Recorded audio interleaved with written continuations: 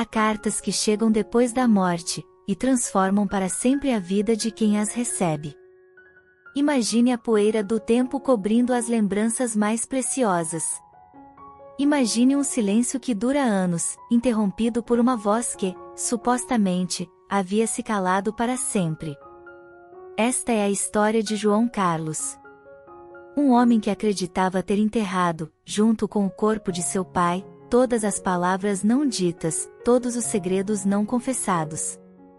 Para ele, o pai era um livro cujas páginas finais haviam sido viradas. A história estava encerrada. João Carlos guardava do pai a imagem de um homem simples, de poucas palavras e sorriso contido. Pensava conhecê-lo.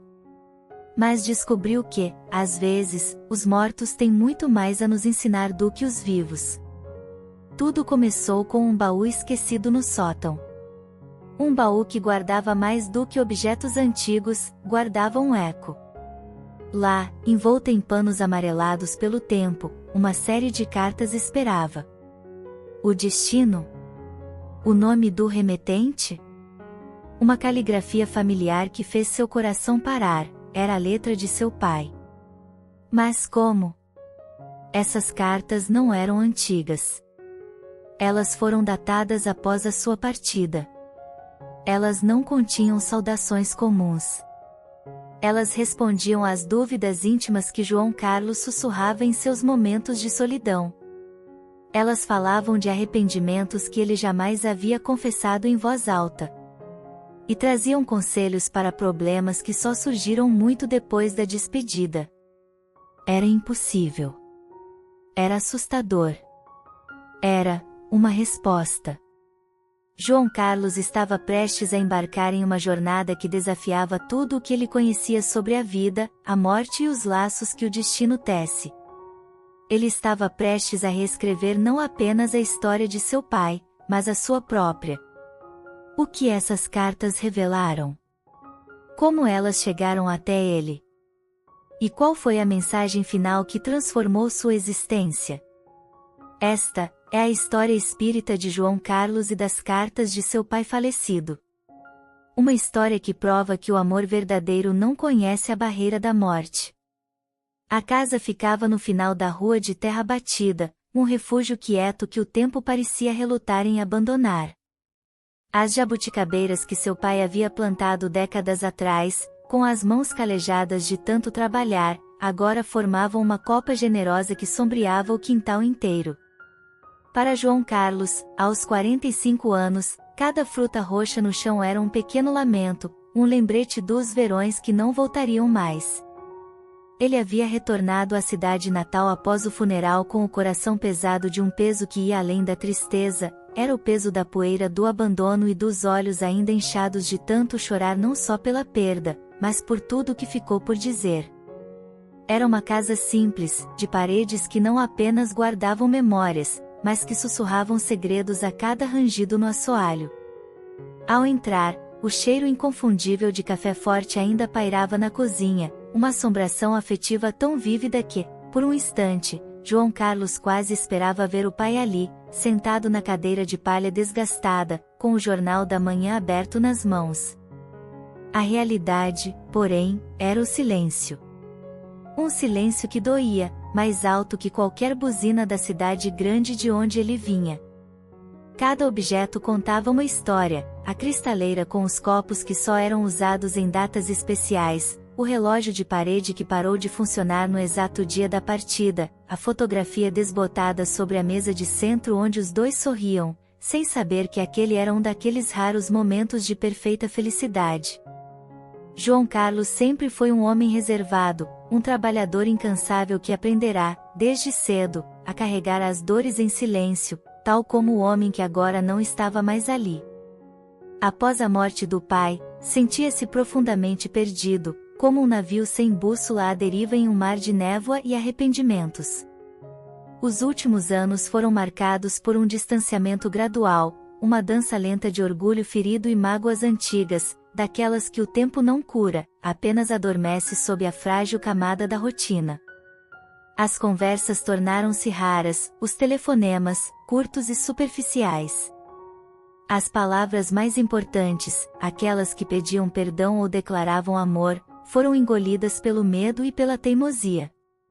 Agora, sozinho naquela casa que respirava a vida de um homem que já se fora, João Carlos enfrentava a sua tarefa mais difícil: decidir o que fazer com os pertences, com as lembranças palpáveis, e com o peso insuportável da culpa que carregava no peito, mais pesada que qualquer móvel que precisasse ser movido.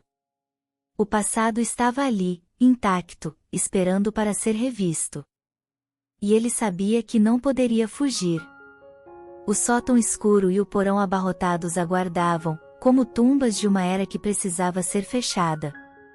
Mas o que ele não poderia nem sequer imaginar é que, entre aqueles objetos cobertos de poeira e saudade, algo o aguardava. Algo que não era apenas um vestígio do passado, mas uma chave. Uma chave que viria não para fechar a dor, mas para abrir uma porta que ele julgava estar fechada para sempre. E é justamente nesse momento de profundo desalento, quando a solidão parecia mais espessa, que o primeiro sinal se manifestaria. Algo tão simples, tão comum, que poderia facilmente passar despercebido. Mas para João Carlos, seria o primeiro fio de luz na escuridão, o primeiro sussurro de que a história entre ele e seu pai estava longe de ter acabado. O que será que João Carlos encontrou? Que pista insignificante aos olhos alheios seria para ele o marco de uma jornada que desafia os limites entre a vida e a morte?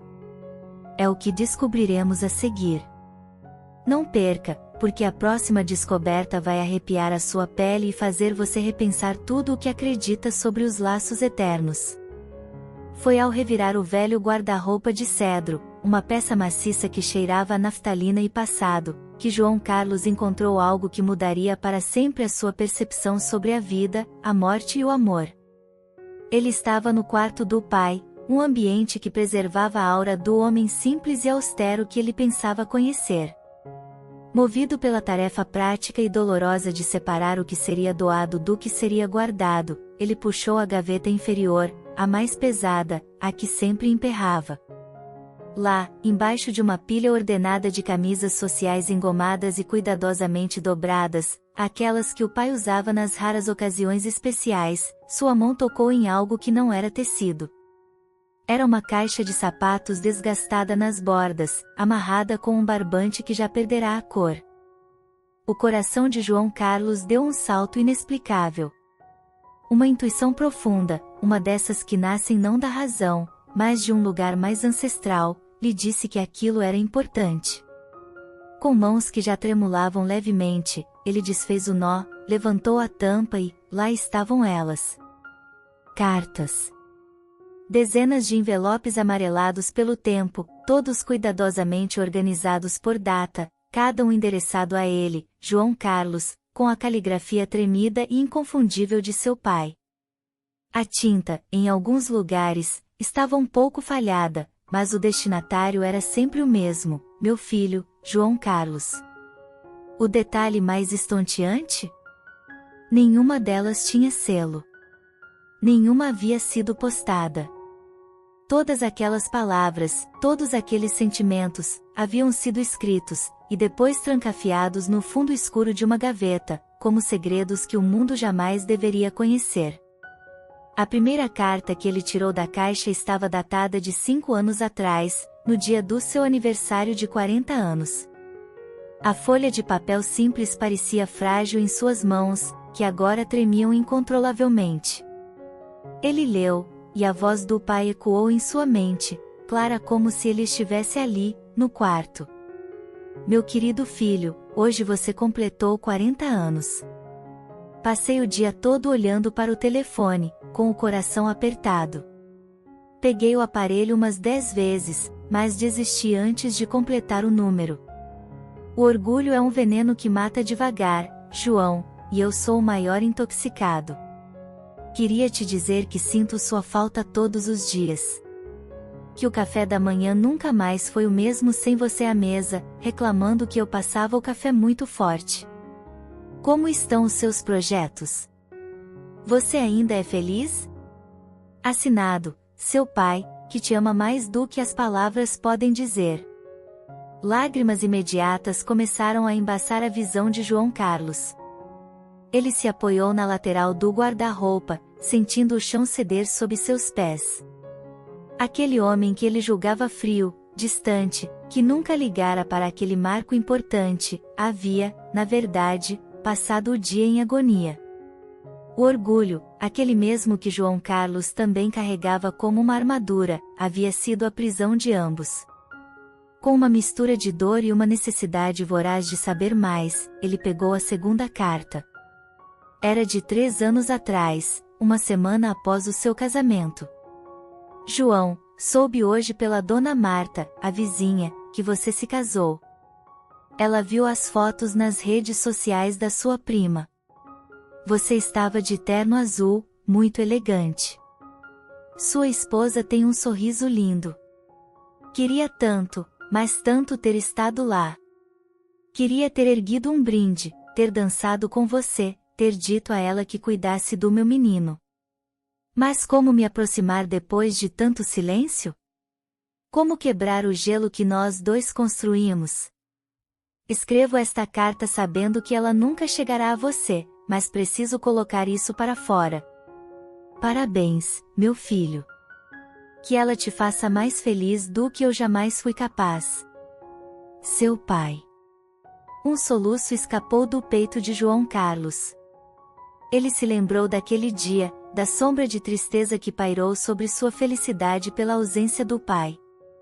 Ele havia interpretado o silêncio como desinteresse, como uma reprovação tácita. Agora, descobria que era exatamente o oposto, era amor demais, contido por uma incapacidade devastadora de se expressar. Era o espelho da sua própria alma. E então, sentado no chão frio do quarto, encostado na cama onde seu pai havia falecido, João Carlos mergulhou em um oceano de papel e tinta. Carta após carta, ele descobria um pai que ele nunca conhecera. Um homem atormentado pela solidão, mas demasiado orgulhoso para admitir. Um homem que acompanhava sua vida à distância, através de notícias de terceiros, celebrando suas vitórias em segredo e sofrendo com suas dores em silêncio. Filho, soube que você foi promovido. Sempre soube que você era capaz. Fiquei tão feliz que saí e comprei um bolo para comemorar sozinho. Parecia um velho louco, mas estava comemorando com você, do meu jeito. João, hoje é Natal. A casa está muito silenciosa. Lembrei de quando você era pequeno e a gente montava a árvore juntos. Você quebrou uma bolinha vermelha e chorou tanto. Eu disse que não tinha importância, que o importante é que estávamos juntos. Precisava te lembrar disso hoje, o importante era estarmos juntos. E eu joguei isso fora. Meu filho, sei que cometi muitos erros. Fui duro demais quando você precisava de colo, distante demais quando você precisava de conselhos.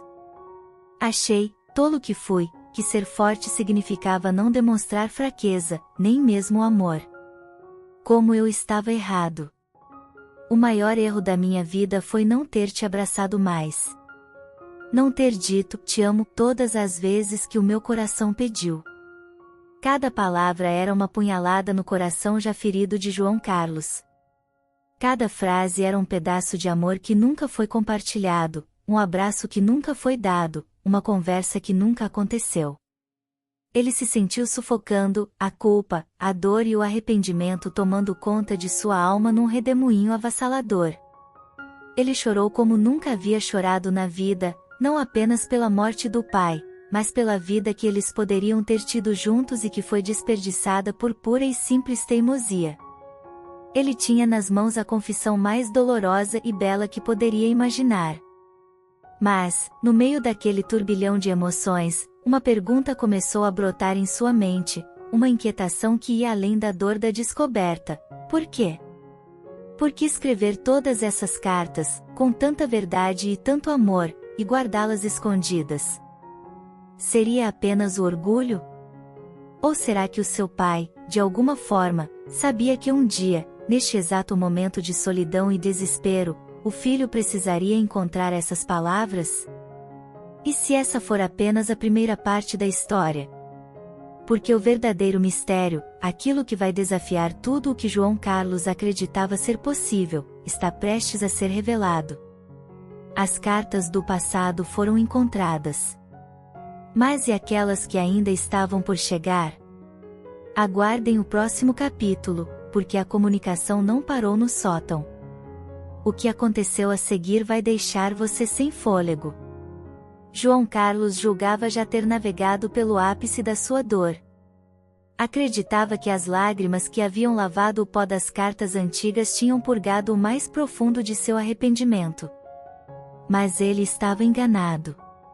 No fundo da caixa, separada das outras, quase como um tesouro final guardado a 7 chaves, havia uma última carta. E ela era diferente. O envelope era mais novo, mais branco, contrastando com o amarelo do tempo das demais. Seu nome, João Carlos, não estava escrito com a letra trêmula que ele vinha decifrando. Estava grafado com traços largos, firmes, decididos, como se tivesse sido escrito com uma força sobre-humana, uma urgência solene. O que mais gelou o sangue em suas veias, contudo, foi a data. Estava marcada 2 dias antes da morte de seu pai. Era a última coisa que aquele homem fizera conscientemente neste plano. Uma mensagem deixada no limiar entre a vida e a eternidade. O ar pareceu rarear no quarto. O mundo exterior, com seus pássaros e o vento, cessou de existir. Havia apenas João Carlos, a carta e o espectro do amor que a havia escrito. Suas mãos, já marcadas pela emoção, trêmulas como varas verdes, quebraram o lacre com uma reverência involuntária. Ao desdobrar a folha, ele sentiu o último sopro de seu pai. E então, leu: Meu amado filho. Se você está lendo esta carta, é porque a minha hora finalmente chegou. Parti. E a minha maior dor ao deixar este mundo não é a doença, não é o medo do que há além, mas o peso das palavras não ditas que carrego para a eternidade. Por isso, escrevo esta última mensagem. É o meu último ato de pai. Peço perdão. Perdão por todas as vezes que o silêncio ocupou o lugar de um eu te amo. Perdão por todos os abraços que meu orgulho me impediu de dar. Por todos os conselhos que minha dureza sufocou. Saiba, meu filho, que você sempre foi, é e sempre será o meu maior orgulho. Cada conquista sua, mesmo à distância, era uma festa para o meu coração. Eu simplesmente não soube abrir a boca para cantar. Não chore por mim, João. Ou se chorar, que sejam lágrimas de cura, não de desespero. A morte não é o fim. Aprendi isso agora, no crepúsculo da minha vida. É apenas uma passagem, uma mudança de estado. Como a lagarta que se transforma em borboleta. Estarei sempre ao seu lado. Nos momentos de alegria, sussurrarei no vento que te abraça. Nos momentos de dificuldade, serei a força que você sentirá vindo do nada. Mesmo que você não me veja, minha presença será uma constante em sua vida. Aprenda com os meus erros, meu filho, não deixe que o orgulho, esse câncer da alma, roube o amor da sua vida. Ame com intensidade. Peça perdão com humildade. Celebre cada momento. Agora, escute o meu último pedido, o mais importante. Você não está sozinho no mundo. Procure sua irmã, Maria. Ela também sofre em silêncio, carregando as mesmas mágoas que você. Reconcilie-se com ela. E procure sua mãe, na cidade vizinha. Ela nunca, jamais, parou de te amar. A distância entre vocês foi uma construção minha, tola e egoísta. Não cometa os mesmos erros que eu cometi. A vida é curta demais para guardarmos rancores. Construa pontes, meu filho, mesmo que pareçam frágeis. É o único legado que importa. Que Deus te abençoe e te guarde sempre. Seu pai, que te ama eternamente. A carta escorregou dos dedos de João Carlos e flutuou suavemente até o chão. Não houve gritos, não houve lamentos altos. Houve um silêncio quebrado por um único e profundo soluço que parecia ter saído das entranhas da terra. E então, ele desabou. O corpo, antes tenso pela descoberta, afrouxou-se por completo. Ele caiu de joelhos e depois se curvou sobre si mesmo, no chão frio da casa vazia, abraçando seus próprios braços como se tentasse conter o próprio coração de se despedaçar. Ele chorou. Chorou de uma forma que nunca havia chorado na vida. Não era o choro contido do homem reservado, era o dilúvio de uma alma que estava sendo lavada, purificada pela verdade mais crua e mais bela. Chorou pela dor do tempo perdido, pelas décadas de conversas e abraços que o orgulho roubou. Chorou pela imagem distorcida que carregara do pai, que agora se desfazia para revelar um homem profundamente amoroso, mas tragicamente falho, como todos nós. Mas, no meio daquele turbilhão, uma nova sensação começou a brotar, suave e quente, no peito gelado pela culpa, a gratidão.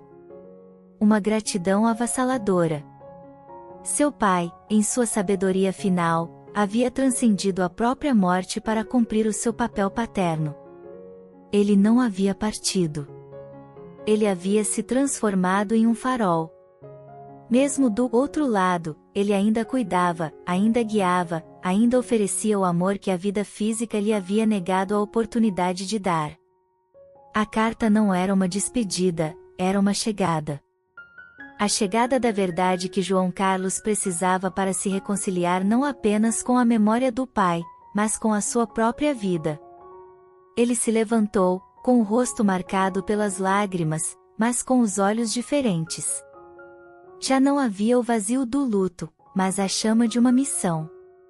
Ele olhou novamente para a carta no chão. Procure sua irmã. Procure sua mãe. As palavras ecoavam como um mandamento sagrado. O homem que entrará naquela casa para fechar o passado agora saía com uma missão para ressignificar o seu futuro. Mas a história de João Carlos e as cartas de seu pai falecido não terminaria aqui. Porque o que aconteceu depois dessa reconciliação consigo mesmo foi ainda mais extraordinário. A última carta não era o fim da comunicação, era apenas o começo de um diálogo que transcendia os limites do que consideramos possível. Como será que o pai continuou a guiar João Carlos? Que sinais misteriosos começaram a acontecer? A jornada mais impressionante está prestes a começar. No próximo e último capítulo, você descobrirá o verdadeiro milagre que une almas afins além da vida e da morte. Prepare o coração. João Carlos julgava que a última carta havia entregue a sua alma por completo. Ele acreditava que a confissão póstuma e os conselhos do pai representavam o ápice daquela revelação, o ponto final de uma história mal contada. As lágrimas haviam lavado sua alma, e a sensação de gratidão começava a se firmar como um novo alicerce em seu coração. Mas o universo, e o amor de um pai, sempre reservam surpresas para aqueles que estão verdadeiramente prontos para recebê-las. Enquanto arrumava as cartas com um cuidado quase religioso, guardando cada uma de volta na caixa que se tornará um relicário, seus dedos tocaram o fundo de papelão áspero. E então, ele sentiu. Havia algo mais. Um envelope separado, diferente de todos os outros. Era maior, mais grosso, mais imponente. Feito de um papel de melhor qualidade, daqueles usados para documentos importantes. Não havia um longo texto na frente, apenas seu nome, mais uma vez escrito com aquela letra firme e final. Com o coração batendo mais rápido, não mais de angústia, mas de uma curiosidade profunda, ele deslizou o dedo sob a aba e retirou o conteúdo. O que suas mãos seguravam não era uma carta. Era uma escritura. O documento oficial de propriedade da casa onde ele estava, naquele exato momento, sentado no chão do quarto de seu pai. O imóvel estava integralmente registrado em seu nome, com data de formalização algumas semanas antes da partida. A surpresa foi tão grande que por um instante ele ficou sem ar. O valor material, embora significativo, era o de menos. O que o impactou foi o gesto. Enquanto ele, na cidade grande, cultivava uma mágoa silenciosa, seu pai, em sua simplicidade, organizava o futuro do filho com um ato de amor concreto e definitivo. E, como se o gesto jurídico precisasse de uma explicação do coração, um pequeno bilhete estava preso à escritura com um clipe já enferrujado. A caligrafia era a mesma da última carta. Meu filho. Esta casa, onde você deu seus primeiros passos, onde rimos e choramos, agora é legalmente sua. Mas não a veja como uma herança material para você vender ou abandonar em busca de um lucro rápido. Eu a deixo para você com um propósito muito maior, é para você voltar às suas raízes. É para você ter um motivo para parar a correria da cidade grande e se reconectar com o que realmente importa, com a família que ainda está por aqui, com os amigos de infância, com a terra que te viu nascer. Use estas paredes, este quintal, como um lar verdadeiro. Um lugar onde o amor, que definhou entre nós, possa brotar e crescer novamente. Faça desta casa o que eu, em minha cegueira, não soube fazer, um porto seguro. Que ela seja a sonda do seu recomeço. Seu pai. João Carlos não conseguia acreditar. Não pela herança em si, mas pela profundidade da visão de seu pai. O homem que ele considerava simples e desconectado das complexidades da vida havia arquitetado, em seus últimos dias, um plano de redenção para o próprio filho. Ele não havia deixado apenas bens, havia legado uma missão.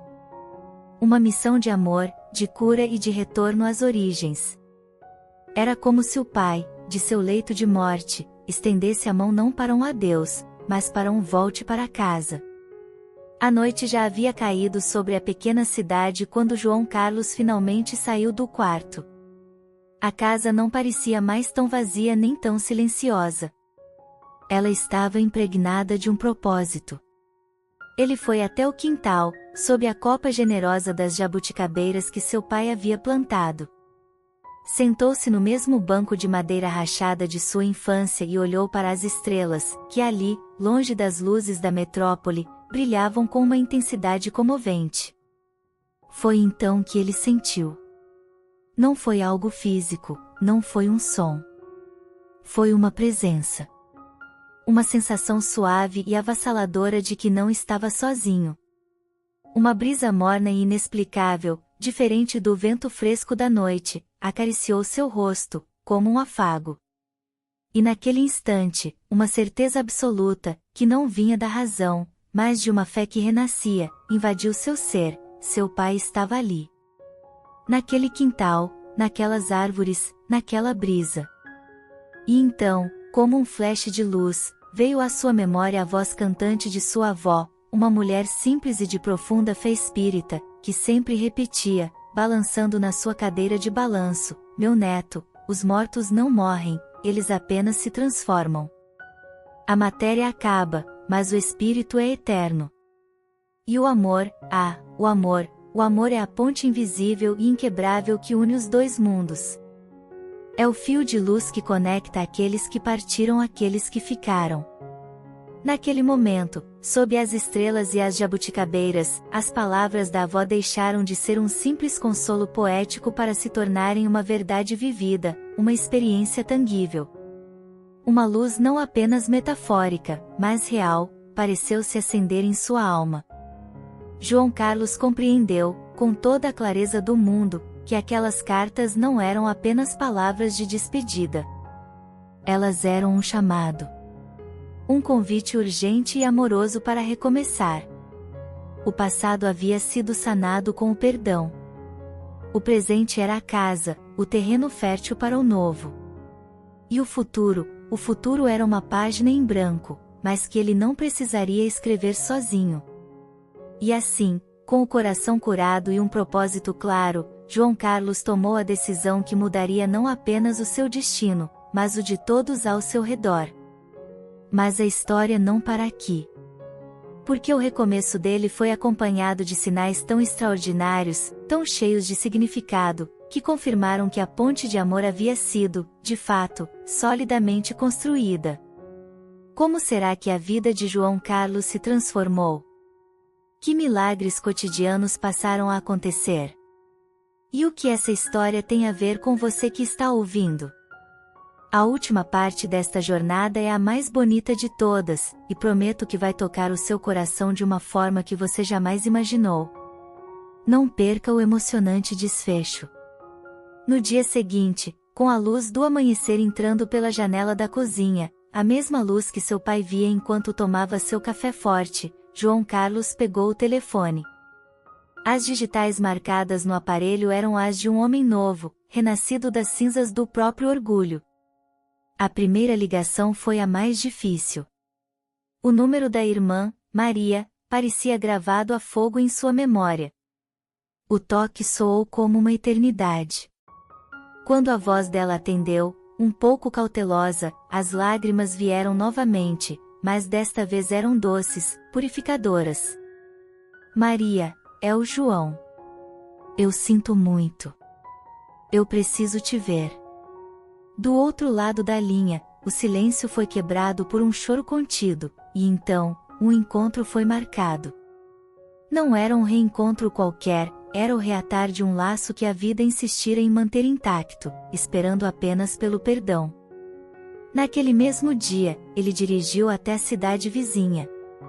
O portão da casa simples de sua mãe parecia o portal para um passado que ele temera reviver. Ao vê-la na porta, envelhecida, mas com os mesmos olhos cheios de amor, o tempo simplesmente desabou. O abraço durou mais de uma década. Ela não precisou dizer nada, seu colo ainda era o mesmo porto seguro. Eu sempre soube que você voltaria, meu filho, sussurrou ela em seu ouvido. Uma mãe sempre espera. Naquele momento, João Carlos entendeu que o amor verdadeiro é paciente. Ele não impõe condições nem prazos de validade, ele simplesmente espera, resiliente, pela luz da razão no coração daqueles que ama. Aos poucos, com a paciência de um jardineiro que cuida de um jardim abandonado, João Carlos foi reconstruindo os laços que a teimosia havia partido. A casa do pai, outrora um túmulo de memórias silenciosas, tornou-se um lar novamente. As portas foram abertas, literal e figurativamente. Aos domingos, o cheiro de comida caseira enchia os cômodos. As risadas das crianças, seus sobrinhos, e depois, seus próprios filhos, ecoavam no quintal, correndo sob a sombra das jabuticabeiras que seu pai plantara. As árvores, testemunhas silenciosas de tanto sofrimento, agora eram o cenário de uma nova alegria. O amor, que antes definhava em gavetas escondidas, agora circulava livremente, nutrindo todas as almas que ali adentravam. E todas as noites, antes de dormir, João Carlos pegava caneta e papel. Mas ele não escrevia mais cartas para serem escondidas. Escrevia bilhetes para a esposa, mensagens de encorajamento para a irmã, cartas de gratidão para a mãe. Palavras de amor, de gratidão, de perdão que eram postadas, enviadas ou deixadas sobre a mesa da cozinha. Ele havia aprendido a lição mais valiosa: as palavras só têm poder quando são compartilhadas. Sua transformação era a prova viva de um dos ensinamentos mais belos de O Evangelho segundo o Espiritismo: a caridade bem compreendida começa por nós mesmos. João Carlos compreendeu que perdoar o pai, e principalmente perdoar a si mesmo, não foi um ato de fraqueza, mas a maior caridade que poderia praticar. Perdoar é libertar não apenas quem recebe o perdão, mas, principalmente, a alma de quem o oferece. É cortar as cordas que nos mantêm presos ao passado. As cartas do pai falecido não trouxeram apenas uma herança material ou emocional, elas trouxeram uma compreensão espiritual profunda. João Carlos compreendeu, no âmago do seu ser, que a morte é apenas uma mudança de endereço, uma passagem para uma dimensão onde o amor é a única linguagem. O amor verdadeiro, autêntico e incondicional, transcende qualquer barreira física ou dimensional. Ele é a ponte eterna. E hoje, quando os netos correm pelo quintal e colhem jabuticabas, eles ouvem do avô uma história especial. E sempre que alguém, impressionado com sua serenidade e capacidade de amar, lhe pergunta sobre o segredo de tal transformação, João Carlos sorri suavemente, seus olhos olhando para um ponto além do horizonte, e responde com uma convicção que acalenta. Meu pai me ensinou que nunca é tarde demais para recomeçar, e que as palavras mais importantes são aquelas que dizemos ainda em vida. A casa continua lá, no final da rua de terra batida. As jabuticabeiras, agora mais altas e frondosas, dão frutos todos os anos, doces e abundantes. E João Carlos, de cabelos grisalhos e coração leve, ensina aos netos a lição mais preciosa que a vida lhe concedeu, que o amor não conhece fronteiras. Nem o tempo, nem o espaço, e muito menos a morte, podem separar as almas que estão verdadeiramente unidas por ele. E lembre-se sempre, o amor verdadeiro nunca morre, ele apenas muda de forma, sussurrando em brisas suaves, florescendo em árvores frutíferas e vivendo eternamente em cada gesto de perdão que temos a coragem de dar. Aplicação prática, e agora, é a sua vez. A história de João Carlos não é apenas um conto emocionante. É um espelho. É um convite para olharmos para as nossas próprias gavetas e caixas de sapatos emocionais. Pense por um momento. Qual é a palavra que você está guardando? Qual é o perdão que você precisa pedir ou conceder? Qual é o eu te amo que está engasgado no seu orgulho, esperando apenas por uma faísca de coragem para ser liberado? Não espere por uma carta do além para agir. A maior mensagem que esta história nos traz é que o momento de recomeçar é agora. A vida é curta demais para adiarmos a felicidade que vem do amor e do perdão. Deixe nos comentários. A palavra que eu vou deixar sair da minha gaveta hoje é? Pode ser o nome de alguém que você precisa contatar, um simples desculpas ou um eu te amo. Compartilhe a sua intenção de cura. Sua palavra pode inspirar outra pessoa a fazer o mesmo. Vamos construir juntos uma corrente do bem, baseada na coragem de amar sem reservas. Se esta história tocou o seu coração e te fez refletir sobre a força do amor que ultrapassa até mesmo a barreira da morte, deixe um like para que possamos saber que a mensagem chegou até você. E para não perder as próximas histórias que trazem luz, esperança e reflexão sobre a vida e os laços eternos, inscreva-se no canal e ative o sininho para ser notificado. Juntos, podemos aprender a viver com mais amor e menos arrependimentos.